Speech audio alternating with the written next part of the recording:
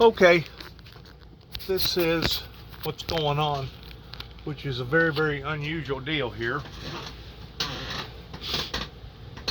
for Capitol to come together and to be up there haggling all weekend, basically, until finally they have come to a decision. If you would, please listen. Majority Leader. Madam President, it's been a long, tough, and winding road.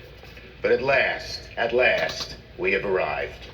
I know it's been a long day and a long night, but we've gotten it done. Today, after more than a year of hard work, the Senate is making history.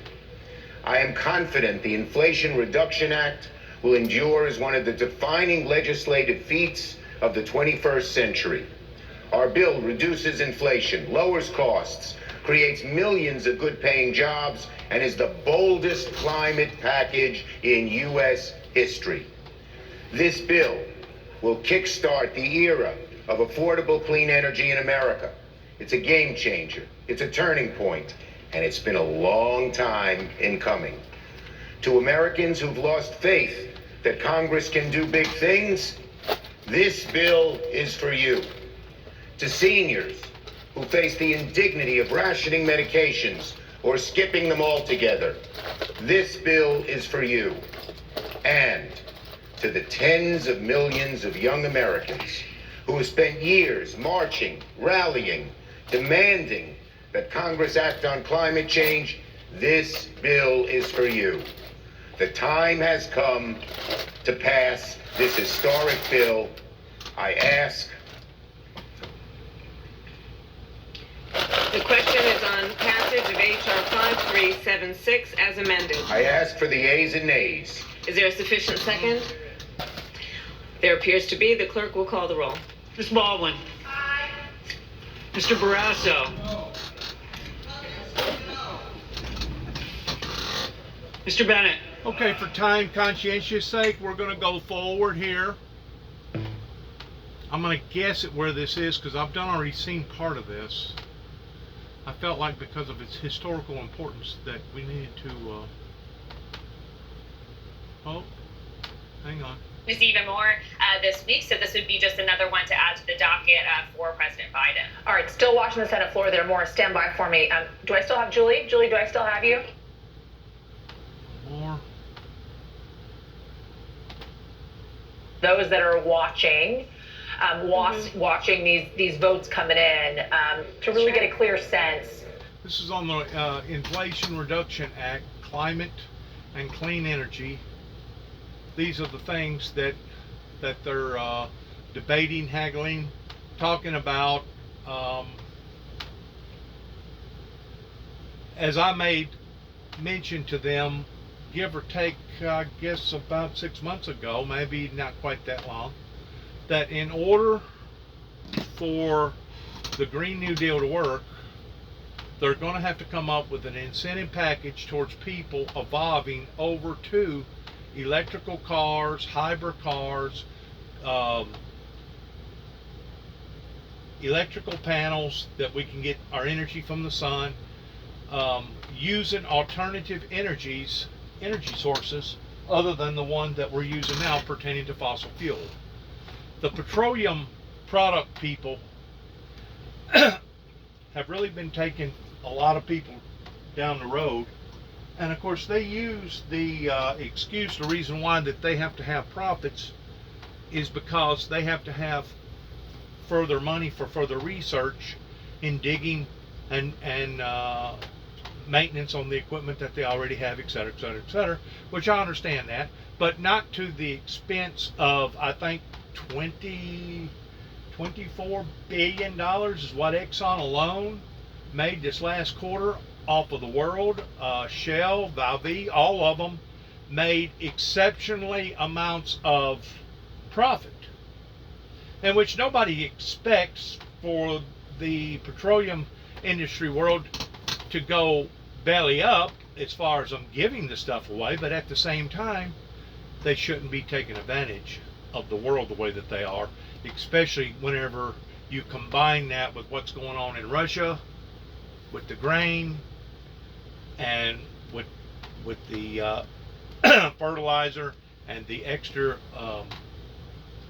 cost that the agriculture communities have had to put out this year on the count of on the high prices, in addition to Mother Nature not cooperating with a great deal of these agriculture communities in not just America but in all over the world. This is a step in the right direction, as I have made mention yesterday whenever I was making the film pertaining to the Purple Heart Memorial in regards towards August the 7th, that this is only a step in the right direction towards what we need to do. It's a very monumental moment. It's an eye-opening moment.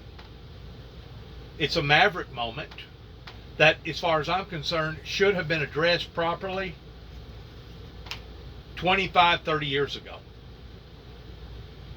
I don't know if we can do a catch-up deal pertaining to all this, but I do know this, that it will possibly give the millennials and those below the millennials, let's say between 18 and 40 or 42 or whatever, basically whenever my son was born in 1979, but maybe it will give them an opportunity to start patching up or start doing what needs to be done in regards towards reversing these damages to our planet and to ourselves that obviously we have done.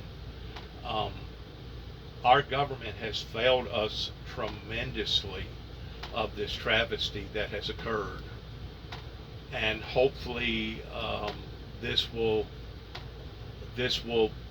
help to pull things back around. Whenever you get to looking down there at the very bottom pertaining to $4 billion for drought, that's basically directed to the agriculture communities of those that are going to suffer this year in great distress. I'm sure the insurance companies, whoever that they have insurance with, can only take on a certain amount of load pertaining to the higher temperatures that's been this year, not counting all the other stuff pertaining to the floods and etc. I was looking at Google yesterday where somewhere had dismantled, the way that I understood, like 1 million people, and it's unbelievable of the atmosphere that is getting so hot that now is holding all this water that even our smartest weatherologist people cannot detect until after it unloads on whoever that it unloads on pertaining to that type of flooding. It's just absolutely remarkable how much rain that the atmosphere, because it's gotten hotter, can dump onto a region, just like what happened last year in Waverly, Tennessee, Middle Tennessee, on the other side of the Tennessee River, where they basically got something like 17.5 inches of rain. Of course, they gauge it off of a 24-hour terminal, but in actuality, they got about 17.5 inches of rain in about six or 7 hours. It was a very, very short amount of time that it produced that type of water. And of course, as recently as within the past week and a half or so, may just be a week, but anyways, the events that happened up in eastern Kentucky is just another reminder. St. Louis recently got bombarded with some flooding. West of St. Louis got bombarded with some flooding. There was some flooding down in the Ozarks. There was some major flooding down in Death Valley, down towards Arizona. There was some major flooding. There was some major flooding in Yellowstone National Park. So these occurrences isn't just a one-time event, because you can go to the other side of the world, in other side of the pond, and see where the same type of environment and the same characteristics are happening over there, just like it's happening over here. So it's really, really obvious that what we're doing to our planet is severe. And I hope to God that this will reverse some of it or stop some of it. I don't know if we've reached the point of no return to the point that it's irreversible. But at least I give them 2 thumbs up towards giving it a try. Like I said, they have failed the American people in the past 25 or 30 years towards what that they didn't do that they should have done towards paying more attention to all these issues that now are just now being addressed. It's super, super sad in what wealthy people in their conniving, manipulating ways can do to the masses. And I'm just not talking about the politicians. I'm not just talking about the preachers, but I'm also talking about the petroleum product families, those that are engaged in this type of business, like Devon or Chesapeake out in Oklahoma. And then there's probably a dozen more here in the United States, including Halliburton, that is engaged in this same arena or the same market. And to watch the petroleum product people drive the world off into a state of depression or recession, or whichever word you want to use, is absolutely appalling to me that various government officials, regardless whether they be here in America or all over the world, has not put a stop to this price gouging. And that's exactly what it is. It's price gouging. You have cornered the market in this market. You have monopolized on this market. And now you're taking advantage of the world because of this market.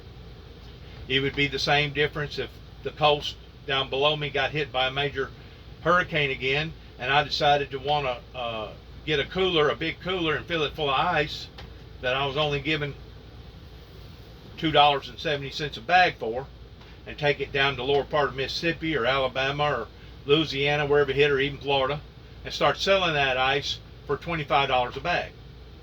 That's called price gouging. If you was to do that, you would be arrested for price gouging. A matter of fact, there has been some service stations run basically by foreigners, people from India and other places, that has taken advantage of gas prices whenever there was a catastrophe brewing, or shortly after a catastrophe, towards raising the prices up $1 to a gallon more than what they ordinarily sold it for, because they was taking advantage of that particular scenario or that particular event that was going on at that particular time. So let's watch the rest of this and see where this is going to go. What's going to be offered to the American people here?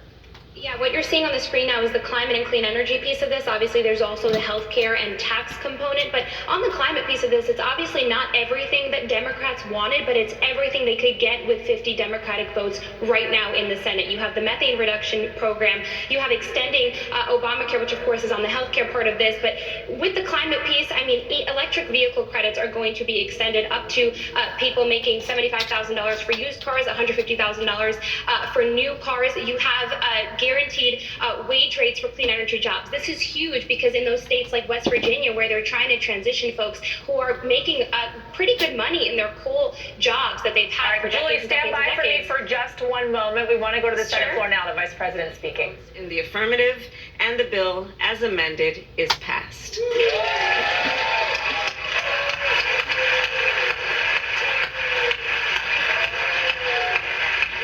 All right, everybody.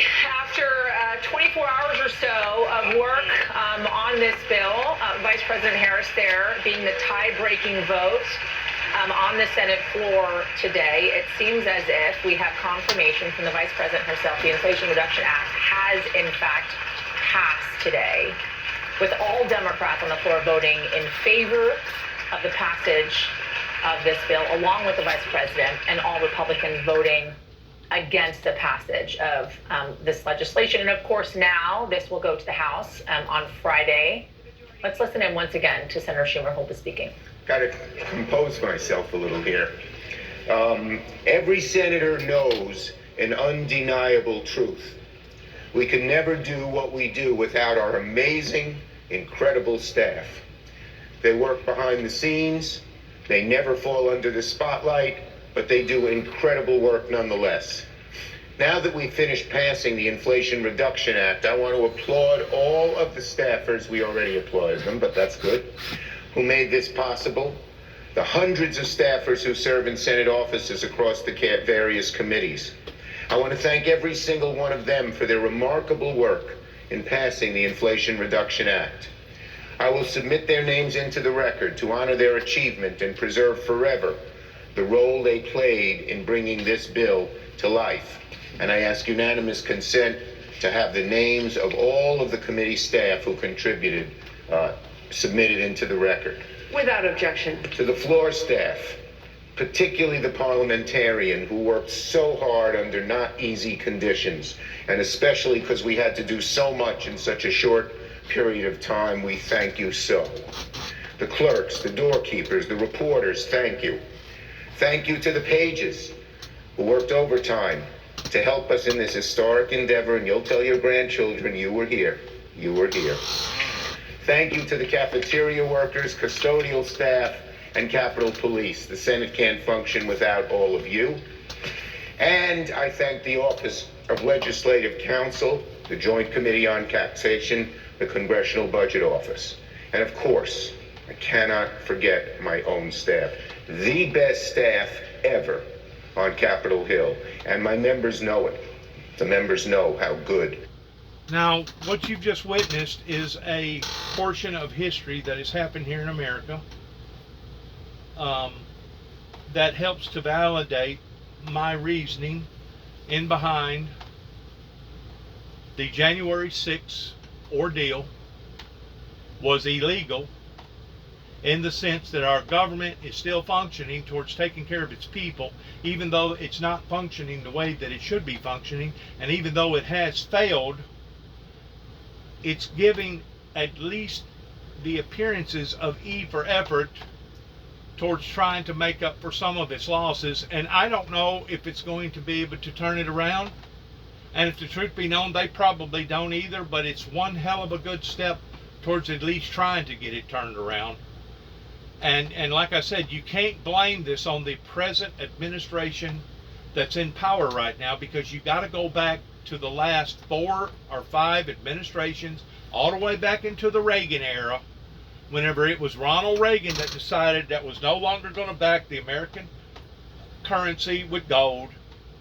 And then you got to look at some of the major things that occurred during Reagan's era that was very, very significant in putting us where we are today, regardless whether it was for the good or for the bad. Hopefully, there's a chance that we can turn it around, and hopefully, in all these unremote areas that has become desolate, as Donald Trump said, you can fly over an airplane and it looks like empty tombstones, where at one time little towns, little communities, they may not have employed but maybe 75 to 150, maybe 250, 300, maybe some of them could only maintain one shift, but some of them could maintain 2, possibly 3 shifts. This is the life core of our economy. And whenever all the jobs went south towards being bought out by the Chinese government that undercutted everybody, how could we compete with paying somebody in Michigan building an automobile on the assembly line $60 an hour, let's say putting on radiator caps and checking 2 or 3 other things on the assembly line? And he done this periodically, every like 7 minutes, maybe 10 minutes. He'd get up, he'd put the radiator cap on, make sure all the fluids was in the radiator, and check 2 or 3 other things, and then go on to the next vehicle. But after you get through counting his insurance, his 401k that usually they match, and whenever you get to looking at all the perks that goes along with working let's say for General Motors or whoever, it don't matter, Ford or Chrysler, how can you compete a man making $60 an hour versus somebody down in Mexico only making $8 an hour? You can't. You can't compete with that. And because the internet come onto the scene the way that it did in and during the 80s, it immediately shrunk the world, and it made the world very, very compatible in a global state, to the point that we had already gotten the cart in front of the horse, and basically some of your bigger retails like Walmart and other people basically sold us downstream, and they went to other places or had them come over here that undercut the American people to the extent that the very TV that you're looking at right there, I think was bought from Walmart about 7 or 8 years ago, whenever I first come back to Tennessee in 2014. And I think at the time whenever I bought that TV, it was about $240, if I'm not mistaken, the same TV.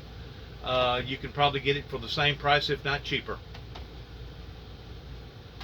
It had reached a point that we could not use our labor force, package it, and send it to the retailers that's going to sell it for the amount of money that the people over in China could manufacture, put it on a boat, and send it over here to America.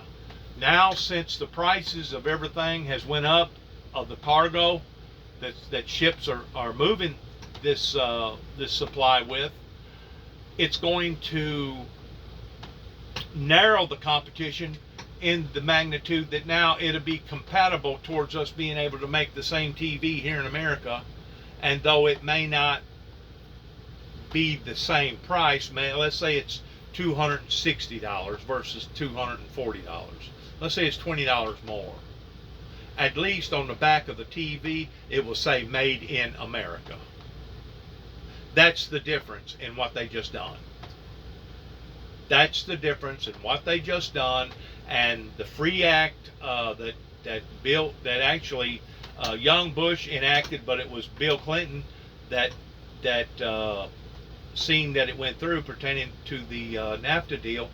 That was one of the worst decisions that any group of legislation could have ever done, in not looking at the pros and the cons towards, okay, we got a free act towards being able to go across international barriers towards dealing with everybody and everybody dealing with us, but nobody thought about the Fair Act. It's one thing to have the Free Act, and it's another thing to have the Fair Act. And it's really, really sad whenever we had politicians that was basically being driven by stupidity and greed, because they was more concerned about padding their own pockets than they was towards helping the American people, that has jeopardized us and put us where we are right now today. It's really, really sad. It's sad what has occurred in the past 25 or 30 years. So maybe this will make up for some of that loss. American voters. There's no greater example than this reconciliation bill today that will bring down the cost of inflation. It will bring down the cost of prescription drugs. It will create good paying jobs in the clean energy sector. Who supported it unanimously? Democrats. Who opposed it? Republicans. And the reason why Republicans have opposed so many of these things is not because it was the Republicans that got us in trouble to begin with by covering up biblical Bible prophecy that occurred during Ronald Reagan and the Bush era, that has put us where we are right here today. It was the Republicans that started a charting course in the wrong direction, and of course COVID basically put the stake in the heart towards everything being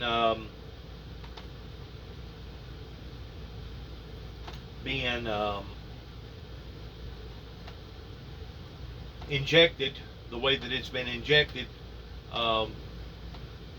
in regards towards all these problems that now the American people are looking at.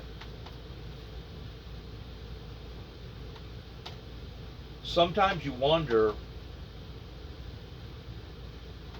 what's going to happen to America. What's going to happen to us? Going down this slippery slope. Maybe there's a possibility, if this will pass, and I'm pretty sure that it will, maybe there's a possibility that we can regroup and come out stronger. In other words, the comeback kid may actually come back. But I think it's going to require prayer. I think it's going to require sincerity from our Christians. I know a lot of people get on TV and they demonize Christianity because they don't like Christianity. They're actually against Christianity, in which I never would have thought that I would have listened or heard anything like that in my lifetime, especially whenever I was just a young lad, because everything's surrounded a godly environment.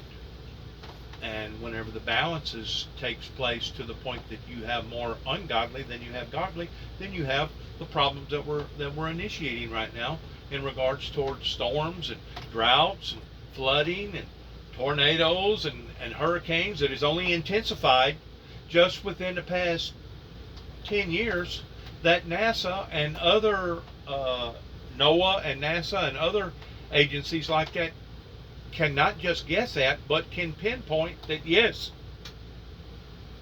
these things are actually happening.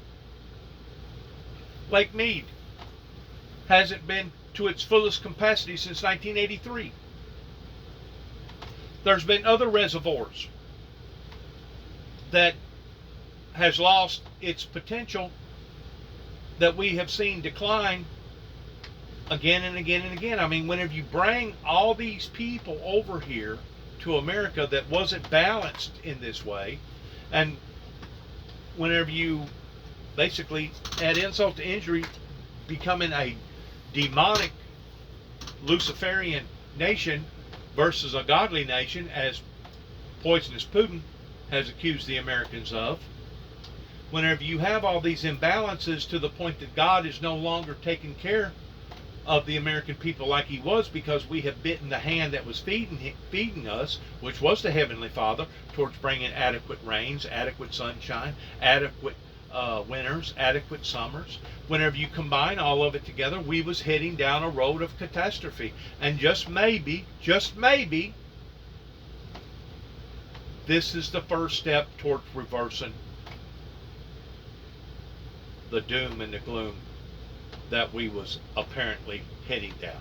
Now, rather not, China wants to realize that these things are real, towards jeopardizing their own futures. That'll be up to them, or Russia, or any other nation that is climate deniers.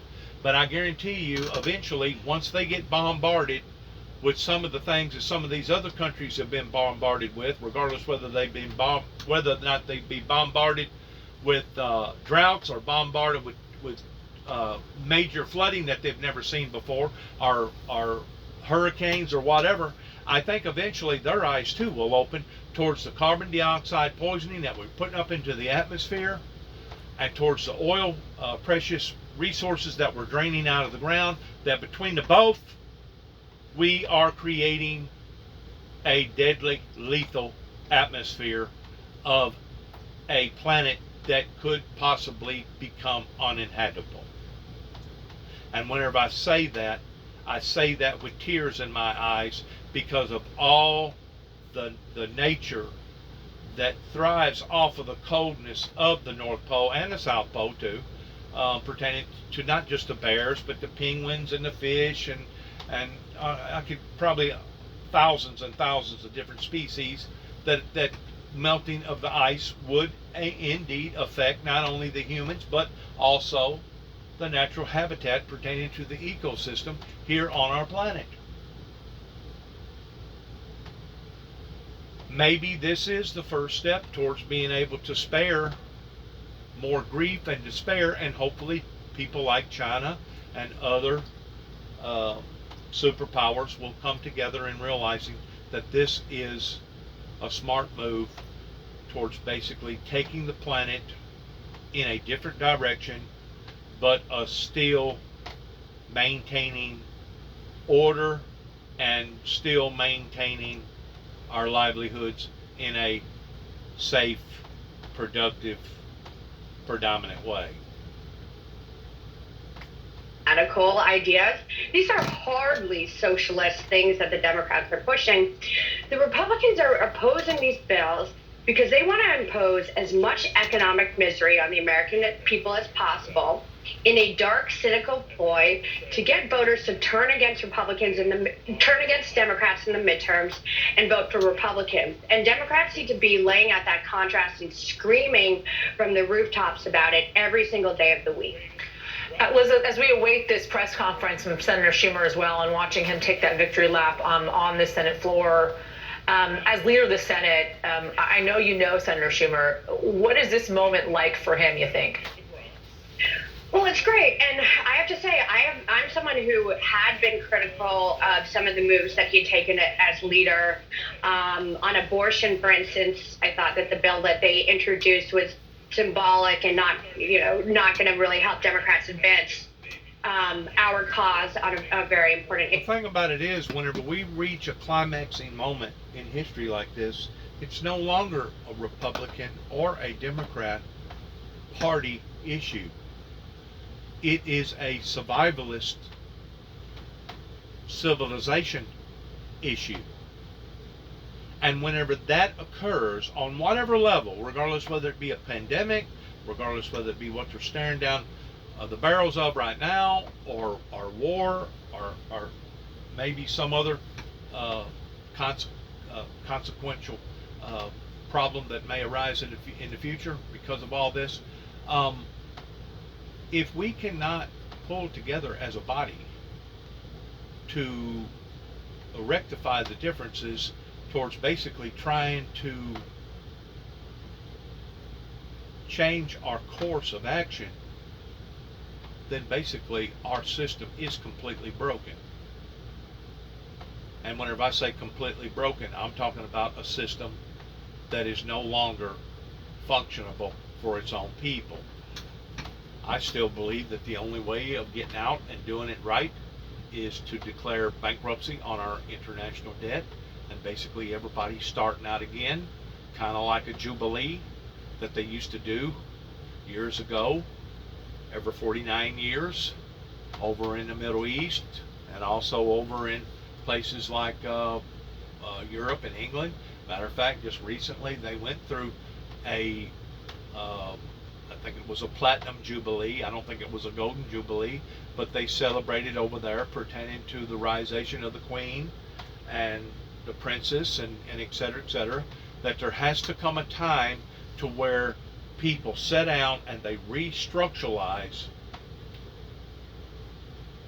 their plan of action towards the way that they conduct their business.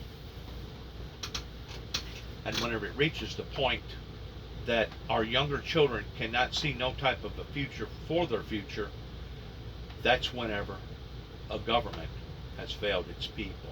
So maybe there is hope of resurrecting this great nation that, as far as I'm concerned, is still a great nation even to this day. And hopefully we can resolve our differences and work together in the future. Thanks again for listening. Good luck to each and every one of us as we end our program all the time by telling people we appreciate your prayers, we appreciate your time, and we just pray for those who have never been given a true relationship with the Heavenly Father through the only begotten Son, Jesus Christ, that they will do so before it is too late.